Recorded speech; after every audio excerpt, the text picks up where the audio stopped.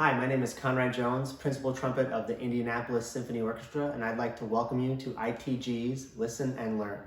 I'll be speaking briefly about the qualities that go into making a great trumpet section, both from the perspective of the principal role and also from the role in the section.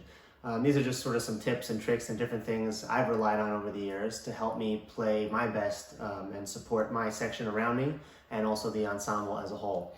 It's really kind of tricky because there's a lot of things that do go into making a great trumpet section: balance, blend, uniformity of concept. But also for me, maybe the most important thing is just having a great vibe. I mean, I'm just sort of the mindset that when there's a good feel down the line, everybody tends to play better, and it's just kind of more fun in general, just to play our instruments. So outside of that, there's sort of a few things that come to mind that I think help and really make a trumpet section shine. For the purposes of this video, I'm going to use the second movement of Dvorak's Ninth Symphony, sort of the tail end, the nice lick at the end of the second movement, as sort of the example to demonstrate all the different things I'll be talking about today. So when playing first trumpet on an excerpt like this, my main goal is playing in a way that is very clear and also has a lot of direction. That gives you a chance to be able to help people around you lock into something without having to really, beat them over the head with it, with, conducting with your bell or anything like that. So I try to focus on having a lot of clear direction to my playing from a musical standpoint. And then from a body language standpoint, all I'm really looking to do is have sort of a subtle doink of my bell and just a little bit in my breath that gives them a chance to sort of see where I'm going to be placing both the start of notes and indicating the retard and sort of gradual nuances that come with an excerpt like this and anything else that you can kind of imagine in a similar way. So it's going to be sort of just a subtle down, up, boom. Just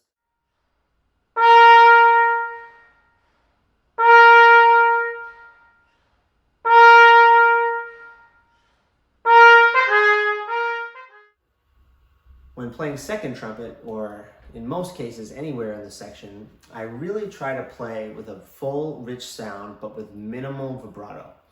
This gives the principal player a chance to color the sound with their vibrato in a way that will sort of bring the sparkle to the section, but without having to compete with other things kind of going on underneath it. So especially on something like this Dvorak, where you have simple, very tonal, great. I mean, I love this harmony and stuff in this spot in the piece, but when you're moving down through those A major arpeggios, you really don't want too much warble or wobble or vibrato in the sound, because it kind of gets in the way a little bit of the harmony. So I try to play with a full sound that's not too insistent, that doesn't really quiver too much.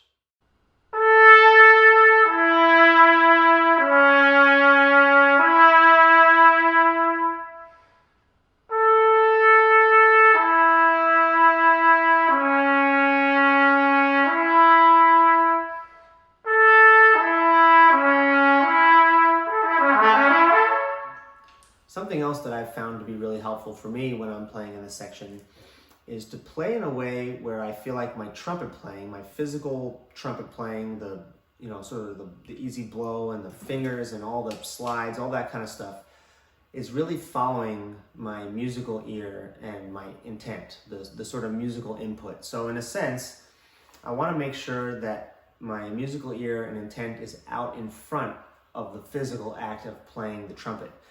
And then everything sort of, in theory, kind of falls into place, because then you're not hitting the notes and things coming out sort of where the trumpet wants them and then having to adjust on the spot. It's like everything that you're doing on the instrument sort of follows your ear, which is a little bit out in front of what you're actually playing. So especially for stuff like this, where you want the harmony and things to be sort of in tune right away, that happens the quickest for me when I feel like I'm really leading with my ear and then letting my playing just follow, and then things tend to kind of lock in much faster. So if I don't do that on an excerpt like the Dvorak 9, things can get pretty squirrely pretty fast like this.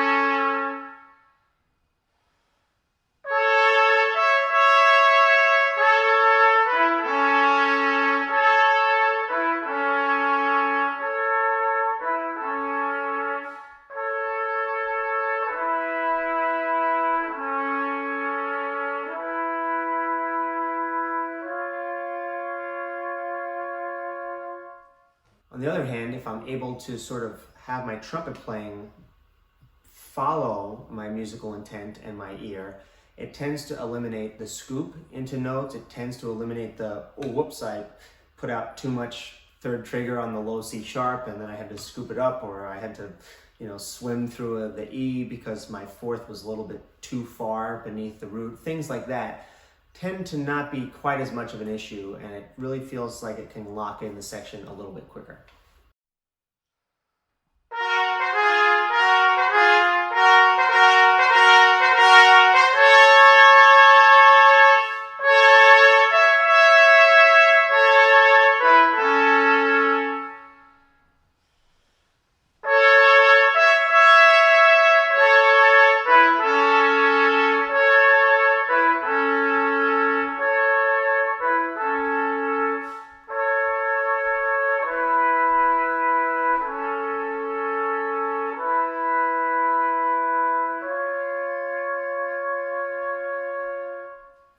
So I know I have a tendency to kind of yap and run on a little bit too much. So just to sort of recap, the bullet points of what I find to be most helpful in the principal role would be playing with clear direction from a musical standpoint and having very, very subtle body language that sort of lines up and syncs with that musical direction and clarity that makes it easy for hopefully everybody around you to play alongside you.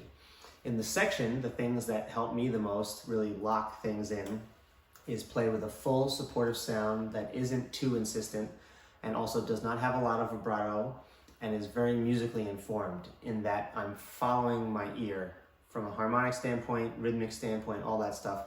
My playing just follows my ear, and that helps me play in tune with the right balance easier, all those different kind of things. So I hope you guys found this video helpful. I hope my New York accent didn't kind of creep in a little bit too much and make it tricky to understand, but thank you so much for tuning in. I hope you enjoy all these videos on the Listen and Learn series, and stay safe and healthy.